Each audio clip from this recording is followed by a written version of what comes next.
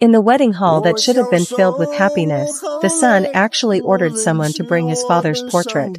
When the father under the stage saw this scene, he was extremely angry and rushed forward to question loudly. Who would have thought that this man actually added malicious words to his father? In what he said, there was nothing but extreme contempt for his father, who was just a humble chauffeur. When the bride learned that the man's father was just an insignificant chauffeur, she immediately took off her veil without hesitation and resolutely announced the cancellation of the marriage. Even though the man pleaded bitterly for the bride to change her mind, he still couldn't win back the bride's heart.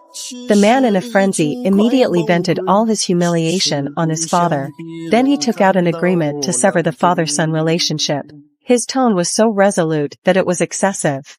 He claimed that his father was a huge obstacle to his success. Naively, he thought that as long as he won the favor of Qingyi, the richest man in Daxia, Qingyi could give him $1,000 billion group as a wedding gift. But he had no idea that behind all this, it was all his father's silent support and careful arrangement. It turned out that this seemingly extremely ordinary chauffeur was actually the richest man in Daxia who had hidden his identity and was also the unreachable owner of the temple. For the peace of the family and the healthy growth of his children, he resolutely chose to live in anonymity and even did not hesitate to make his powerful forces seem to fall apart.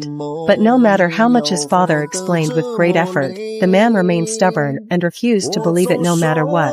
In order to seize that non-existent false glory, he was extremely excessive. He actually betrayed his blood relationship without hesitation and recognized Qingyi as his father.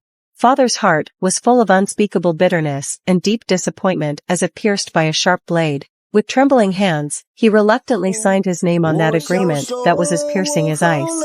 And when the father tried to take back his deceased wife's precious bracelet that carried countless thoughts, that man was so unbearably cruel that he smashed it to the ground.